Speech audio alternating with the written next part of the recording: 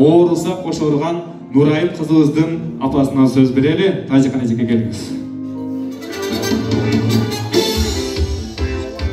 Hoş geldinizler. Бүгүнкү ушул биздин тойго келген меймандар, кудагыйлар, ата журтум, майын журтум, ушул жерге келген бизди сыйлап келген меймандар. Ушул балам менен кызым бактылуу болуп, дайыма күлүп жайнап кармашкан колдору эч качан үзүлбөсүн. Эки жакты сыйлаган бактылуу жаштардан болсун.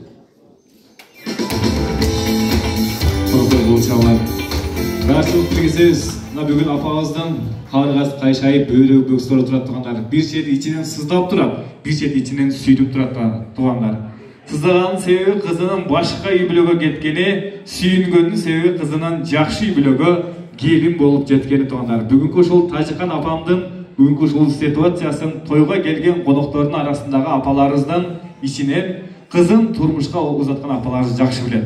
Бирок апа эч качан сарсана болбоңуз, кызыңызды кандай үй бүлөгө, кандай апанын колуна тапшырып атасыз? Азыр адамды сөзүнөн байка дейт. Апаңызды көрдүңүз, кайнесин көрдүңүз.